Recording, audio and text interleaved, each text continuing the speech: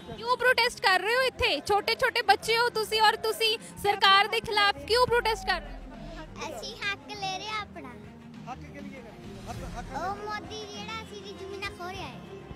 ਤੁਹਾਡੇ ਤੋਂ ਜਾਣਦੇ ਆ ਕਿੰਨੇ ਦਿਨ ਤੋਂ ਆ ਰਹੇ ਹੋ? ਅਸੀਂ ਤਾਂ ਜੀ ਮੈਂ ਦਿੱਲੀ ਵੀ ਜਾ ਕੇ ਆਇਆ। ਮੈਂ ਵਾਹਿਗੁਰੂ ਜੀ ਕਾ ਖਾਲਸਾ ਵਾਹਿਗੁਰੂ ਜੀ ਕੀ ਫਤਿਹ। ਸਾਰੇ ਦਰਸ਼ਕਾਂ ਦਾ ਧੰਨਵਾਦ ਤੁਹਾਡਾ ਦਾ ਜੀ। ਤੁਹਾਡਾ ਬਹੁਤ ਬਹੁਤ ਧੰਨਵਾਦ ਜਿਹੜੇ ਤੁਸੀਂ ਸਾਡਾ ਸਾਥ ਦੇ ਰਹੇ ਹੋ ਜੀ। ਇੱਕ ਗੋਦੀ ਮੀਡੀਆ ਹੈ ਜੀ, ਉਹ ਸਾਡਾ ਬਹੁਤ ਨੁਕਸਾਨ ਕਰਨੇ ਤੇ ਤੁਲਿਆ ਜੀ। ਕਦੀ ਸਾਨੂੰ ਖਾਲਿਸਤਾਨ ਨਹੀਂ ਦੱਸਦੇ ਜੀ। ਸਾਨੂੰ ਖੇਤੀਬਾੜੀ 'ਚ ਕੁਛ ਨਹੀਂ ਬਚਿਆ। ਸਾਡੇ ਫੈਮਲੀਆਂ ਬਾਹਰ ਗਈਆਂ ਵੀ, ਸਾਨੂੰ ਕੱਪੜੇ ਭੇਜਦੇ ਨਹੀਂ, ਬੂਟ ਭੇਜਦੇ ਜੀ। ਉਹ ਕਹਿੰਦੇ ਤੁਹਾਨੂੰ ਫੰਡਿੰਗ ਹੁੰਦੀ, ਸਾਨੂੰ ਕੋਈ ਫੰਡਿੰਗ ਨਹੀਂ ਜੀ। ਸਾਡੇ ਪਾ 30 ਕਿੱਲੇ ਤੇ ਜੀ ਪਹਿਲਾਂ ਇਹਨਾਂ ਨੇ ਪ੍ਰੋਪਰਟੀ ਬਾਹਰ ਕਰਕੇ ਜੀ ਸਭ ਨਸ਼ਿਆਂ ਤੇ ਲਾਤੇ। ਤੁਸੀਂ ਪੜਨ ਹੱਸਣ ਖੇਡਣ ਦੀ ਉਮਰ ਦੇ ਵਿੱਚ ਰਾਤ ਨੂੰ ਸੜਕਾਂ ਤੇ ਚੌਂਕਾਂ ਦੇ ਵਿੱਚ ਕਿਸਾਨਾਂ ਦੇ ਹੱਕਾਂ ਲਈ ਆਏ ਹੋ, ਕਿਉਂ? क्योंकि ये जो मोदी कर रहा है ये साडे हक ले रहा है। ਅਸੀਂ ਸਾਡੇ ਹੱਕ ਲੈ ਕੇ ਰਵਾਂਗੇ।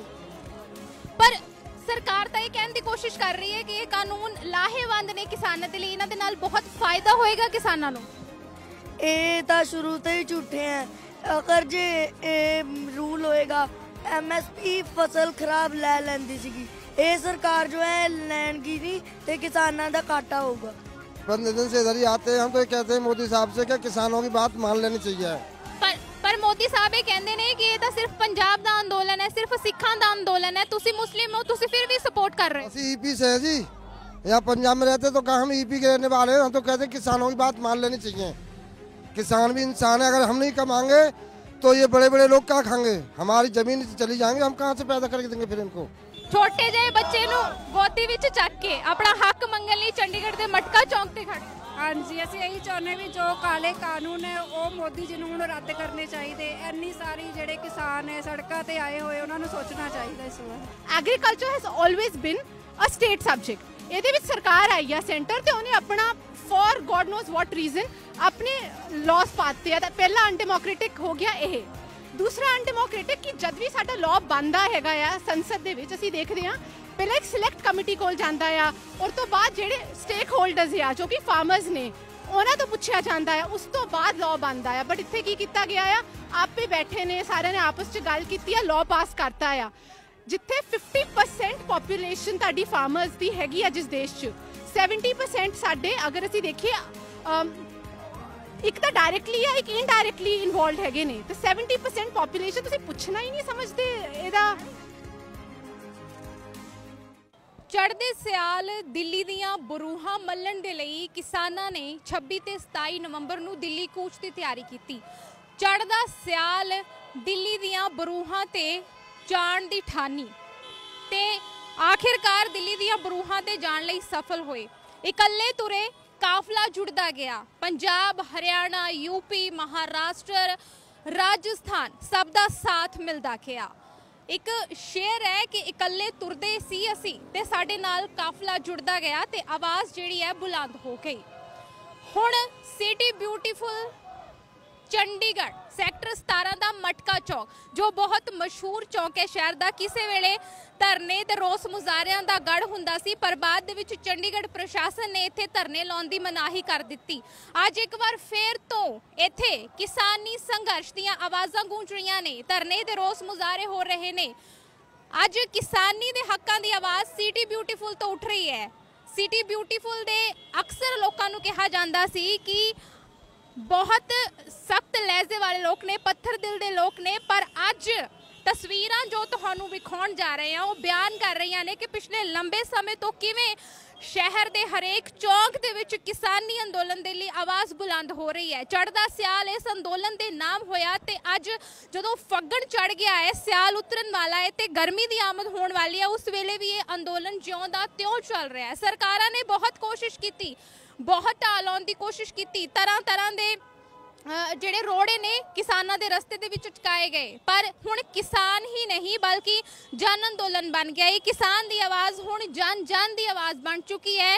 ਕੇਂਦਰ ਸਰਕਾਰ ਦੇ ਵੱਲੋਂ लागू किए गए खेती कानूनों की समझ हुण हरेक वर्ग के लोगों को आ गई है कि किस तरह किसान ही नहीं बल्कि हरेक वर्ग का जिहड़ा भाईचारा है, हरेक वर्ग के लोग ने इन्हां ਕਾਨੂੰਨਾਂ ਦੇ ਨਾਲ ਕਿਸ ਤਰ੍ਹਾਂ ਪ੍ਰਭਾਵਿਤ ਹੋਣਗੇ, ਉਸੇ ਰੋਸ ਨੂੰ ਜ਼ਾਹਿਰ ਕਰਨ ਦੇ ਲਈ ਅੱਜ ਕਿਸਾਨਾਂ ਦੀ ਆਵਾਜ਼ ਬਣ ਕੇ ਚੰਡੀਗੜ੍ਹ ਸਿਟੀ ਬਿਊਟੀਫੁਲ ਦੇ ਲੋਕ ਸੈਕਟਰ 17 ਦੇ ਵਿੱਚ ਮਟਕਾ ਚੌਂਕ ਦੇ ਚਾਰੋਂ ਕੋਨਿਆਂ ਤੇ ਧਰਨੇ ਦੇ ਰਹੇ ਨੇ। ਤੁਸੀਂ ਤਸਵੀਰਾਂ ਇੱਕ ਵਾਰ ਵਿਖਾ ਦਿਓ ਕਿ ਕਿਸ ਤਰ੍ਹਾਂ ਜਿਹੜਾ ਜੋਸ਼ ਚੰਡੀਗੜ੍ਹ ਦੇ ਲੋਕਾਂ ਦੇ ਵਿੱਚ ਵੇਖਣ ਨੂੰ ਮਿਲ ਰਿਹਾ ਹੈ। ਨੌਜਵਾਨ, ਬੱਚੇ, ਬਜ਼ੁਰਗ, ਵੱਡੇ ਪੱਧਰ ਤੇ ਨੌਕਰੀ ਪੇਸ਼ਾ ਲੋਕ ਖਾਸ ਕਰਕੇ ਜਿਹੜੇ ਕਿਸਾਨੀ ਅੰਦੋਲਨ ਦੇ ਵਿੱਚ ਜੁੜੇ ਹੋਏ ਨੇ, ਇਹਨਾਂ ਦੇ ਨਾਲ ਗੱਲਬਾਤ ਕਰਨ ਦੀ ਕੋਸ਼ਿਸ਼ ਕਰਾਂਗੇ। ਨੌਜਵਾਨ ਨੇ, ਕਿੰਨੇ ਦਿਨ ਤੋਂ ਆ ਰਹੇ ਹੋ ਇੱਥੇ? ਸਾਨੂੰ ਜੀ ਇੱਥੇ ਮਹੀਨਾ ਹੋ ਗਿਆ ਜੀ ਆਂਦੇ ਹੋਏ। ਹਾਂਜੀ, ਪਰ ਇੱਕ ਦੌਰ ਸੀ ਜਦੋਂ ਸਰਕਾਰ ਮੀਟਿੰਗ ਲਈ ਸੱਦਾ ਦਿੰਦੀ ਸੀ ਕਿਸਾਨਾਂ ਨੂੰ, ਪਰ ਅੱਜ ਉਹ ਦੌਰ ਜਿਹੜਾ ਹੈ ਖਤਮ ਹੋ ਚੁੱਕਾ ਹੈ। ਲਗਭਗ 22 ਦਿਨ ਹੋ ਚੁੱਕੇ ਨੇ, ਮੀਟਿੰਗ ਦਾ ਕੋਈ ਵੀ ਸੱਦਾ ਜਿਹੜਾ ਹੈ ਨਹੀਂ ਦਿੱਤਾ ਗਿਆ। ਆਖਰੀ ਮੀਟਿੰਗ 22 ਜਨਵਰੀ ਨੂੰ ਹੋਈ ਸੀ ਤੇ ਹੁਣ ਇੰਜ ਲੱਗਦਾ ਹੈ ਕਿ ਸਰਕਾਰ ਨੂੰ ਇਹਨਾਂ ਧਰਨੇ ਪ੍ਰਦਰਸ਼ਨਾਂ ਦਾ, ਰੋਸ ਮੁਜ਼ਾਹਰਿਆਂ ਦਾ ਕੋਈ ਫਰਕ ਨਹੀਂ ਪੈਂਦਾ। ਦੇਖੋ ਜੀ ਉਹਨਾਂ ਨੂੰ ਫਰਕ ਪੈਂਦਾ ਜਾਂ ਨਹੀਂ ਪੈਂਦਾ, ਅਸੀਂ ਤਾਂ ਇੱਥੇ ਧਰਨੇ ਦੇਣੇ ਆ। ਉਦੋਂ ਤੱਕ ਅਸੀਂ ਉੱਥੇ ਬੈਠੇ ਆ ਜਦੋਂ ਤੱਕ ਇਹ ਬਿੱਲ, ਕਾਲੇ ਕਾਨੂੰਨ ਜਿਹੜੇ ਵਾਪਸ ਨਹੀਂ ਲੈਂਦੇ। ਤੇ ਇੱਕ ਗੱਲ ਜ਼ਰੂਰ ਕਹਿਣਾ ਚਾਹਾਂਗਾ 2 ਲਫ਼ਜ਼ਾਂ 'ਚ, ਪੰਜਾਬ ਉਜਾੜਨ ਵਾਲੇ ਖੁਦ ਹੀ ਉਜੜ ਗਏ, ਪੰਜਾਬ ਗੁਰਾਂ ਦੀ ਕਿਰਪਾ ਦੇ ਨਾਲ ਵਸਦਾ ਏ। ਉਹ ਵੰਡਣ ਵਾਲੇ ਵੰਡ ਗਏ 5 ਦਰਿਆਵਾਂ ਨੂੰ, ਉਹ ਪਾਣੀ ਅੱਜ ਵੀ ਕੋਲੇ ਵਿੱਚ ਵਗਦਾ ਏ। ਪੰਜਾਬ ਗੁਰਾਂ ਦੀ ਕਿਰਪਾ ਦੇ ਨਾਲ ਵਸਦਾ ਏ। ਬੋਲੇ ਸੋ ਨਿਹਾਲ, ਸਤਿ ਸ਼੍ਰੀ ਅਕਾਲ।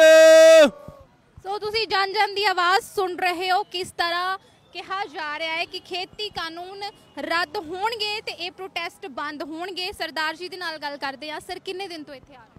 ਸਾਨੂੰ 2-2.5 ਹਫ਼ਤੇ ਹੋ ਗਏ ਜੀ ਆਉਂਦਿਆਂ ਨੂੰ ਇੱਥੇ। ਅਸੀਂ ਲਗਾਤਾਰ ਆ ਰਹੇ ਹਾਂ। ਜਿੰਨੇ ਵੀ ਲੋਕ ਪ੍ਰਦਰਸ਼ਨ ਕਰ ਰਹੇ ਨੇ, ਜਿੰਨੇ ਵੀ ਇਸ ਅੰਦੋਲਨ ਦੇ ਨਾਲ ਜੁੜੇ ਹੋਏ ਨੇ, ਹਰੇਕ ਦੀ ਜ਼ੁਬਾਨ 'ਚੋਂ ਇੱਕ ਗੱਲ ਸੁਣਨ ਨੂੰ ਜ਼ਰੂਰ ਮਿਲਦੀ ਹੈ ਕਿ ਕਾਲੇ ਕਾਨੂੰਨ ਰੱਦ ਕਰੋ। ਪਰ ਖੇਤੀਬਾੜੀ ਮੰਤਰੀ ਨਰਿੰਦਰ ਸਿੰਘ ਤੋਮਰ ਅੱਜ ਵੀ 3 ਮਹੀਨੇ ਦਿੱਲੀ ਦੀਆਂ ਬਰੂਹਾਂ ਤੇ ਬੈਠੇ ਕਿਸਾਨਾਂ ਨੂੰ ਹੋ ਰਹੇ ਨੇ। ਇੰਨੇ ਕਿਸਾਨਾਂ ਦੀਆਂ ਜਾਨਾਂ ਜਾ ਚੁੱਕੀਆਂ ਨੇ ਤੇ ਅੱਜ ਵੀ ਖੇਤੀਬਾੜੀ ਮੰਤਰੀ ਨਰਿੰਦਰ ਸਿੰਘ ਤੋਮਰ ਇਹ ਸਮਝਣ ਤੋਂ ਅਸਮਰੱਥ ਨੇ ਕਿ ਕਾਨੂੰਨਾਂ ਦੇ ਵਿੱਚ ਕਾਲਾ ਕੀ ਹੈ। ਲੋਕ ਸਭਾ ਦੇ ਵਿੱਚ, ਰਾਜ ਸਭਾ ਦੇ ਵਿੱਚ ਉਹਨਾਂ ਨੇ ਇਹ ਕਿਹਾ ਹੈ ਕਿ ਮੈਨੂੰ ਵਿਰੋਧੀ ਧਿਰ ਤੇ ਅੰਦੋਲਨ ਕਰਨ ਵਾਲੇ ਕਿਸਾਨ ਇਹ ਸਮਝਾ ਦੇਣ ਕਿ ਕਾਨੂੰਨਾਂ ਦੇ ਵਿੱਚ ਕਾਲਾ ਕੀ ਹੈ। ਮੈਡਮ, ਇਹ ਉਹਨਾਂ ਦੀ ਬਦਨੀਤੀ ਹੈ ਤੇ ਸਿਰਫ ਕਾਰਪੋਰੇਟ ਜਿਹੜੇ ਘਰਾਣੇ ਆ ਉਹਨਾਂ ਦੀ ਘੁਰਕੀ ਆ ਉਹਨਾਂ ਦੇ ਉੱਤੇ।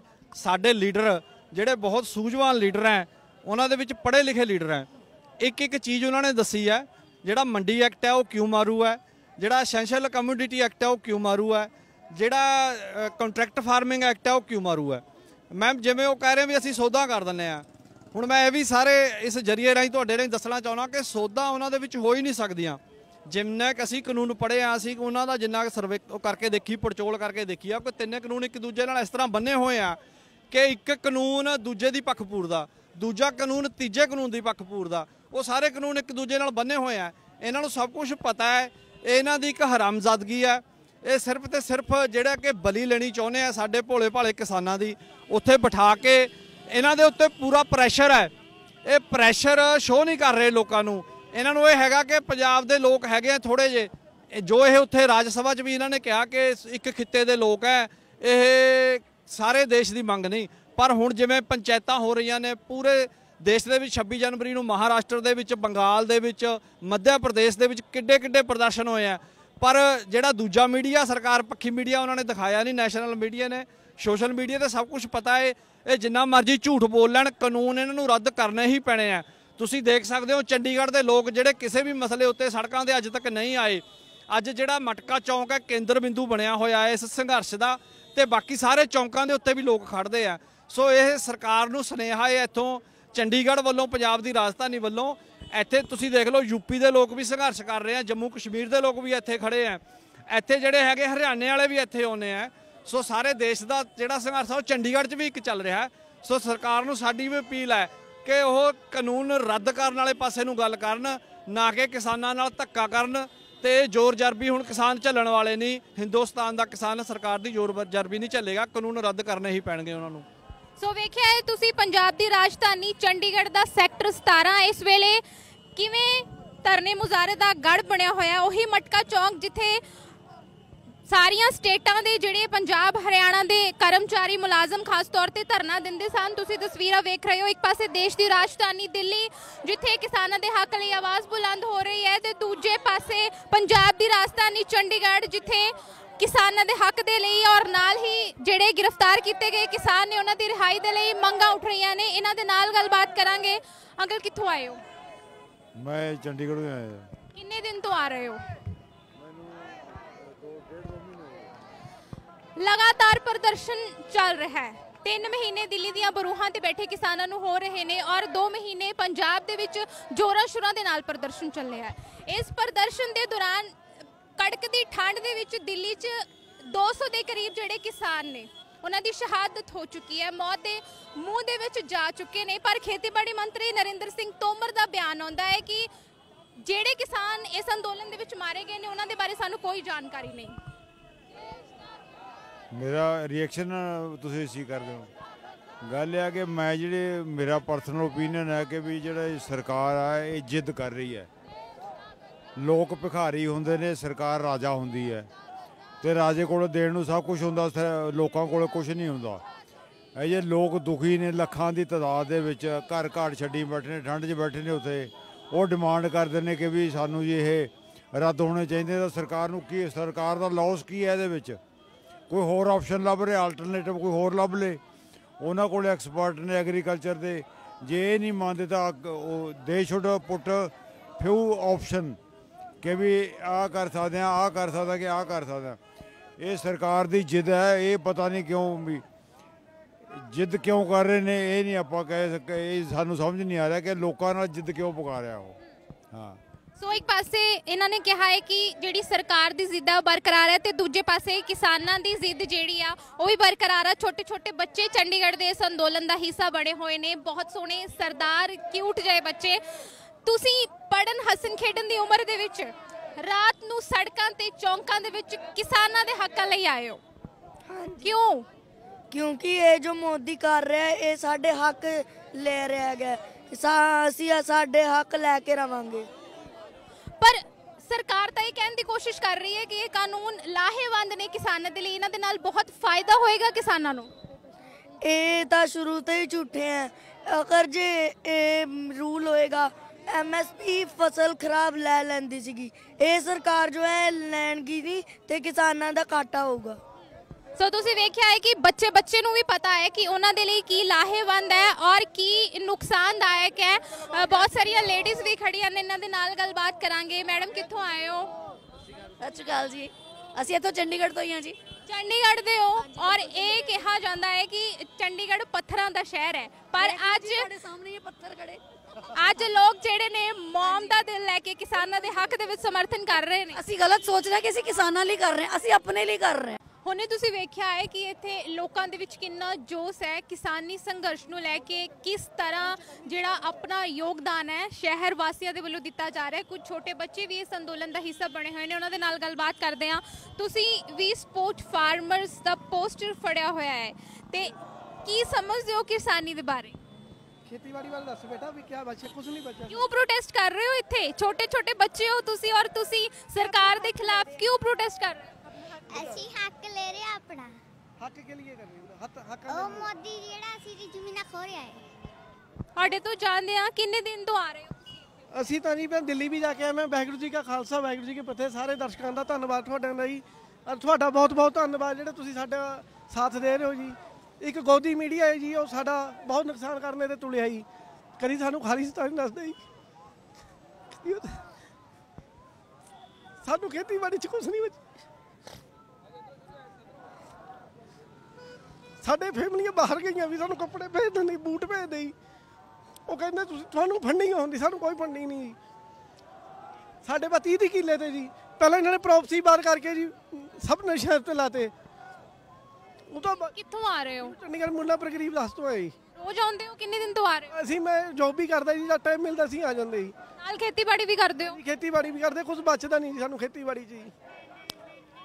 ਪਰ ਸਰਕਾਰ ਦੇ ਕਹਿੰਦੀ ਹੈ ਕਿ ਜਿਹੜੇ 6-6 ਮਹੀਨੇ ਦਾ ਰਾਸ਼ਨ ਲੈ ਕੇ ਬਾਰਡਰਾਂ ਤੇ ਆਏ ਹੋਏ ਨੇ ਉਹਨਾਂ ਨੂੰ ਕੀ ਫਰਕ ਪੈਂਦਾ ਹੈ? ਅੰਦੋਲਨ ਕਰਨ ਦਾ ਕੋਈ ਫਰਕ ਨਹੀਂ ਪੈਂਦਾ ਉਹਨਾਂ ਨੂੰ। ਅੰਦੋਲਨ ਕਿਉਂ ਕਰ ਰਹੇ ਨੇ ਉਹ? ਨਹੀਂ ਫਰਕ ਪਊਗਾ ਜੀ। ਜਿਸ ਤਰ੍ਹਾਂ ਜੀ ਇਨ ਤੋਂ ਨਾ ਤਾਂ ਜੀ ਸਰਕਾਰ ਤੋਂ ਪ੍ਰਾਈਵੇਟ ਸੈਕਟਰ ਸੰਭਿਆ ਜੀ, ਨਾ ਹੀ ਤੋਂ ਖੇਤੀਬਾੜੀ ਸਮਝੀ ਹੈ ਜੀ।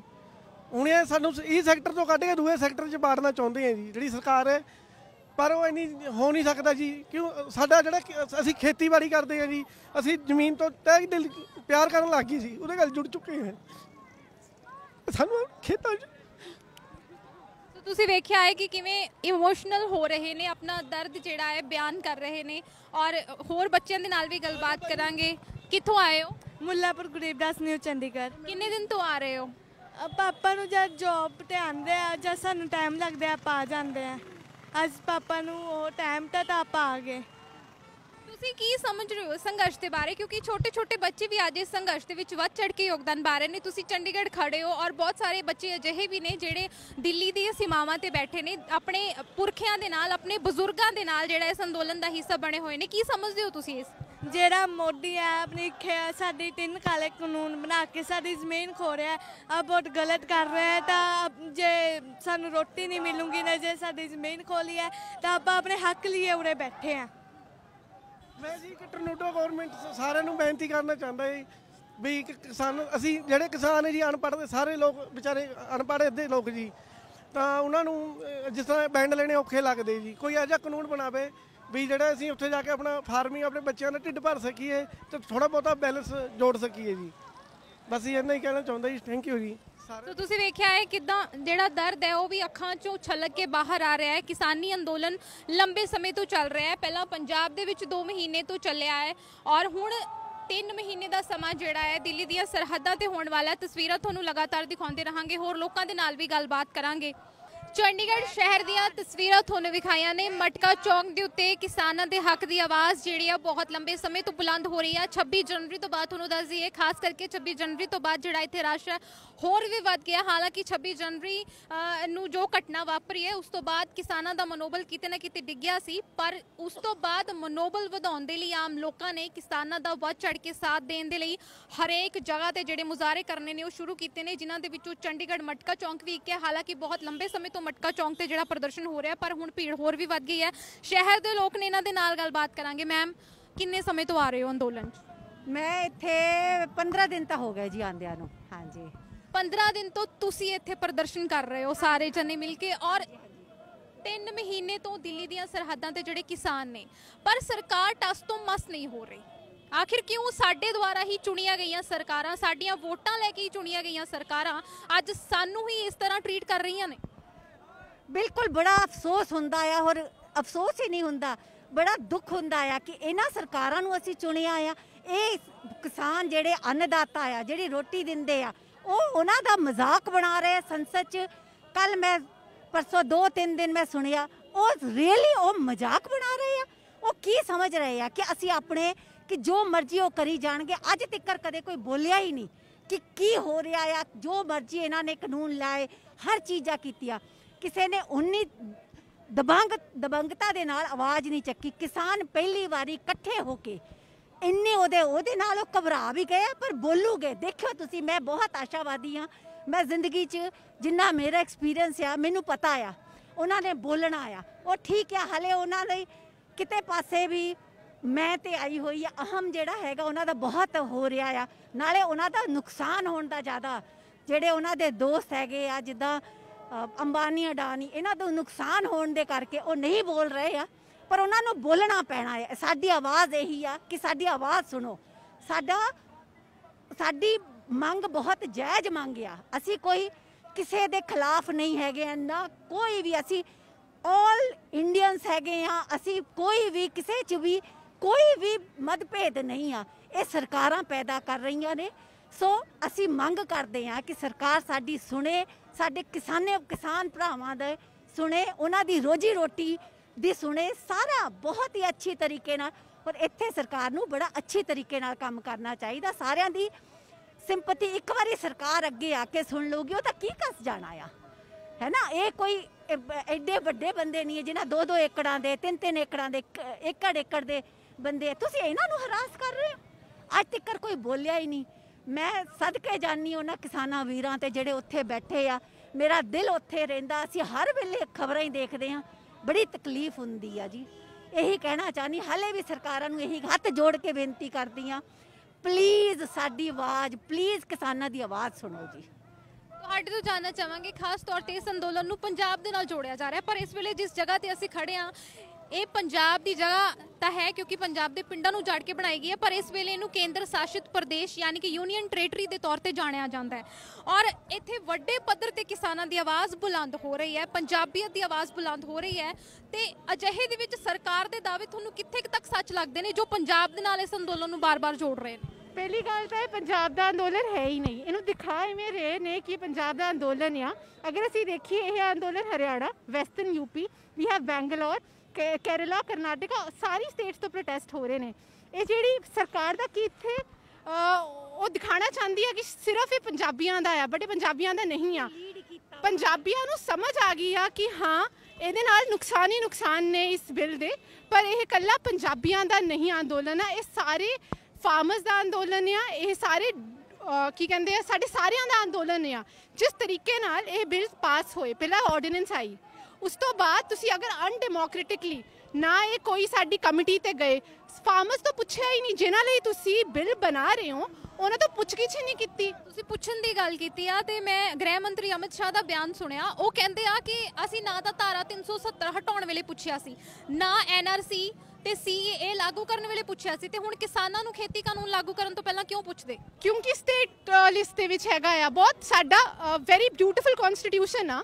ਉਹਨਾਂ ਨੇ ਸਬਜੈਕਟਸ ਡਿਵਾਈਡ ਕੀਤੇ ਹੋਏ ਨੇ, ਇੱਕ ਆ ਸੈਂਟਰਲ ਸਬਜੈਕਟ, ਇੱਕ ਆ state subject. Agriculture has always ਬਿਨ ਅ ਸਟੇਟ ਸਬਜੈਕਟ। ਇਹਦੇ ਵਿੱਚ ਸਰਕਾਰ ਆਈ ਆ ਸੈਂਟਰ ਤੇ ਉਹਨੇ ਆਪਣਾ for god knows what reason ਆਪਣੇ ਲਾਅਸ ਪਾਤੇ ਆ। ਤਾਂ ਪਹਿਲਾ ਅਨਡੈਮੋਕ੍ਰੈਟਿਕ ਹੋ ਗਿਆ ਇਹ।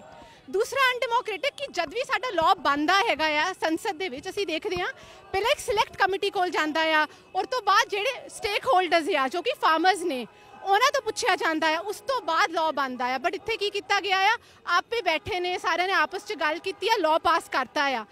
ਜਿੱਥੇ 50% ਪੋਪੂਲੇਸ਼ਨ ਤੁਹਾਡੀ ਫਾਰਮਰਸ ਦੀ ਹੈਗੀ ਆ ਜਿਸ ਦੇਸ਼ 'ਚ, 70% ਸਾਡੇ ਅਗਰ ਅਸੀਂ ਦੇਖੀਏ ਇੱਕ ਤਾਂ ਡਾਇਰੈਕਟਲੀ ਆ, ਇੱਕ ਇਨਡਾਇਰੈਕਟਲੀ ਇਨਵੋਲਵਡ ਹੈਗੇ ਨੇ, ਤੇ 70% ਪੋਪੂਲੇਸ਼ਨ ਤੁਸੀਂ ਪੁੱਛਣਾ ਹੀ ਨਹੀਂ ਸਮਝਦੇ ਇਹਦਾ। ਸੌਰੀ ਟੂ ਇੰਟਰਰਪਟ, ਉਹ ਜਿਹੜਾ ਉਹ ਗੱਲ ਕਰਦੇ ਆ ਇਹ ਲਾਈਵਲੀਹੁੱਡ ਤੇ ਹੈਗਾ ਆ, ਇਹ ਜਿਹੜਾ ਆ ਲੋਕਾਂ ਦੇ ਆਜੀਵਿਕਾ ਆ। CAA ਹੋਇਆ, ਉਹਦੇ ਨਾਲ ਬਹੁਤ ਸਾਰੀ ਹੋਰ ਚੀਜ਼ਾਂ ਸੀਗੀਆਂ, ਇਹ ਸਾਡੀ ਡਾਇਰੈਕਟਲੀ ਆਜੀਵਿਕਾ। ਲੋਕਾਂ ਨੇ ਭੁੱਖਮਰੀ ਇੰਨਾ ਕੁਝ ਕੀਤਾ, ਡੀਮੋਨੇਟਾਈਜੇਸ਼ਨ ਕਰਤਾ, ਇੱਕ ਪੈਂਡੇਮਿਕ ਨੇ ਸਾਡੀ ਬੱਸ ਕਰਾਤੀ, ਨਾਲੇ ਹੁਣ ਆਹ ਕਿਆ ਅਸੀਂ ਸਹੀ ਹੈ। ਅਸੀਂ ਇਹ ਸਰਕਾਰ ਲਿਆ ਕੇ ਬਹੁਤ ਹੁਣ ਇੱਦਾਂ ਸੋਚਣ 'ਚ ਮਜਬੂਰ ਹੋ ਰਹੇ ਕਿ ਸਰਕਾਰ ਲਿਆ ਕੇ ਅਸੀਂ ਕਿੰਨੀ ਵੱਡੀ ਗਲਤੀ ਕਰਤੀ ਆ ਕਿ ਜਿਹੜੀ ਕਿਸੇ ਦੀ ਜਿਹੜਾ ਲਾਈਵਲੀਹੁੱਡ ਤੇ ਜਦੋਂ ਕੋਈ ਹਿੱਟ ਕਰਦਾ ਹੈ ਨਾ, ਤੁਸੀਂ ਆਪਣੇ ਘਰ ਵੀ ਹੈਗੇ ਹੋ, ਜਦੋਂ ਤੁਹਾਨੂੰ ਕੋਈ ਲਾਈਵਲੀਹੁੱਡ ਤੇ ਹਿੱਟ ਕਰਦਾ ਆ ਉਹ ਸਭ ਤੋਂ ਵਰਸਟ ਹਿੱਟ ਹੁੰਦਾ ਆ। ਇਸ ਵਾਸਤੇ ਇਹ ਅੰਦੋਲਨ ਸਭ ਤੋਂ ਅੱਗੇ ਜਾਊਗਾ, ਤੁਸੀਂ ਮੇਰੀ ਗੱਲ ਲਿਖਾ ਲਿਓ। ਸੋ ਤੁਸੀਂ ਵੇਖਿਆ ਹੈ ਕਿ ਇਹ ਅੰਦੋਲਨ ਹੀ ਨਹੀਂ ਹੈ ਬਲਕਿ ਇੱਕ ਜਾਗਰੂਕਤਾ ਦੀ ਲਹਿਰ ਆ। ਉਹ ਵੋਟਰ ਜੋ ਸਰਕਾਰਾਂ ਨੂੰ ਆਪਣੀਆਂ ਵੋਟਾਂ ਦੇ ਕੇ ਚੁਣਦੇ ਨੇ ਆਪਣੀ ਭਲਾਈ ਦੇ ਲਈ, ਤੇ ਅੱਜ ਜਦੋਂ ਸਰਕਾਰਾਂ ਦੀਆਂ ਨੀਤੀਆਂ ਉਹਨਾਂ ਲੋਕਾਂ ਦੇ ਵਿਰੋਧੀ ਹੋ ਜਾਂਦੀਆਂ ਨੇ ਤਾਂ ਉਹ ਲੋਕ ਬੇਹੱਦ ਵਧੀਆ ਤਰੀਕੇ ਦੇ ਨਾਲ ਇਹਨਾਂ ਨੀਤੀਆਂ ਨੂੰ ਸਮਝ ਵੀ ਸਕਦੇ ਨੇ। ਇਹ ਸਰਕਾਰਾਂ ਨੂੰ ਵੀ ਸਮਝ ਲੈਣਾ ਚਾਹੀਦਾ ਹੈ ਕਿ ਜਿਨ੍ਹਾਂ ਕਿਸਾਨਾਂ ਨੂੰ ਅਨਪੜ੍ਹ ਕਹਿ ਕੇ ਸੰਬੋਧਨ ਕੀਤਾ ਜਾ ਰਿਹਾ ਹੈ, ਅੱਜ ਉਹ ਕਿਸਾਨ ਇਹਨਾਂ ਖੇਤੀ ਕਾਨੂੰਨਾਂ ਦੀਆਂ ਮਦਾਂ ਨੂੰ ਬਹੁਤ ਚੰਗੀ ਤਰ੍ਹਾਂ ਸਮਝਦੇ ਨੇ ਔਰ ਕਿਸਾਨਾਂ ਦੇ ਨਾਲ ਸਾਥ ਦੇਣ ਵਾਲੇ ਜਨ ਦੀ ਆਵਾਜ਼ ਕਹਿ ਰਹੀ ਹੈ ਕਿ ਖੇਤੀ ਕਾਨੂੰਨ ਹਰ ਹੀਲੇ ਰੱਦ ਕੀਤੇ ਜਾਣ। ਬੇਸ਼ੱਕ ਕੇਂਦਰ ਸਰਕਾਰ ਤੇ ਕਿਸਾਨ ਜਥੇਬੰਦੀਆਂ ਦੇ ਵਿਚਾਲੇ ਹੁਣ ਵਾਰਤਾ ਦਾ ਦੌਰ ਜਿਹੜਾ ਹੈ ਉਹ ਖਤਮ ਹੋ ਚੁੱਕਾ ਹੈ। ਹਾਲਾਂਕਿ ਅਗਲੀ ਤਾਰੀਖ ਜਿਹੜੀ ਆ ਨਹੀਂ ਮਿੱਥੀ ਗਈ ਕਿ ਵਾਰਤਾ ਕਦੋਂ ਹੋਏਗੀ, ਪਰ ਅੰਦੋਲਨ ਕਿਤੇ ਵੀ ਮੱਠਾ ਪੈਂਦਾ ਵਿਖਾਈ ਨਹੀਂ ਦੇ ਰਿਹਾ। ਸਰਕਾਰ ਬੇਸ਼ੱਕ ਇਸ ਨੂੰ ਇਗਨੋਰ ਕਰੇ, ਪਰ ਜਿਸ ਤਰੀਕੇ ਦੇ ਹਾਲਾਤ ਪ੍ਰਦਰਸ਼ਨਾਂ ਦੇ ਵਿੱਚ ਵੇਖਣ ਨੂੰ ਮਿਲ ਰਹੇ ਨੇ ਉਸ ਤੋਂ ਕਿਤੇ ਵੀ ਨਹੀਂ ਲੱਗਦਾ ਕਿ ਇਹ ਅੰਦੋਲਨ ਬਹੁਤ ਜਲਦੀ ਮੁੱਕਣ ਵਾਲਾ ਹੈ। ਮਸਲਾ ਗੱਲਬਾਤ ਨਾਲ ਹੱਲ ਹੋਏਗਾ ਤੇ ਗੱਲਬਾਤ ਦਾ ਦੌਰ ਦੁਬਾਰਾ ਕਦੋਂ ਸ਼ੁਰੂ ਹੋਏਗਾ ਇਹ ਆਉਣ ਵਾਲਾ ਵਕਤ ਦੱਸੇਗਾ। ਪਰ ਤਸਵੀਰਾਂ ਤੁਸੀਂ ਚੰਡੀਗੜ੍ਹ ਦੇ ਵੱਖ-ਵੱਖ ਚੌਂਕਾਂ ਦੀਆਂ ਵੇਖੀਆਂ ਨੇ, ਖਾਸ ਤੌਰ ਤੇ 17 ਸੈਕਟਰ ਦੇ ਮਟਕਾ ਚੌਂਕ ਦੀਆਂ, ਜਿੱਥੇ ਹਰ ਰੋਜ਼ ਵੱਡੇ ਪੱਧਰ ਤੇ ਪ੍ਰਦਰਸ਼ਨ ਹੁੰਦਾ ਔਰ ਖਾਸ ਤੌਰ ਤੇ ਸ਼ਹਿਰੀ ਲੋਕ, ਚੰਡੀਗੜ੍ਹ ਸਿਟੀ ਬਿਊਟੀਫੁਲ ਦੇ ਵਾਸੀ ਜੋ ਅੱਜ ਇਹ ਕਹਿ ਲਈਏ ਕਿ ਦਿਲ ਦੇ ਵੀ ਬੜੇ ਖੂਬਸੂਰਤ ਨੇ, ਉਹਨਾਂ ਦੇ ਵਿਚਾਰ ਸੁਣਨ ਨੂੰ ਮਿਲੇ ਨੇ ਕਿ ਕਿਸ ਤਰ੍ਹਾਂ ਕਿਸਾਨਾਂ ਦੀ ਹਮਾਇਤ ਦੇ ਵਿੱਚ ਉਹ ਹਰ ਵਾਰ ਖੜੇ ਹੋਣਗੇ। ਤਸਵੀਰਾਂ ਲਗਾਤਾਰ ਤੁਹਾਨੂੰ ਕਿਸਾਨੀ ਅੰਦੋਲਨ ਦੇ ਨਾਲ ਜੁੜੀਆਂ ਵਿਖਾਉਂਦੇ ਰਵਾਂਗੇ। ਵੇਖਦੇ ਰਹੋ ਪੰਜਾਬ ਸਟਾਰ TV। ਧੰਨਵਾਦ।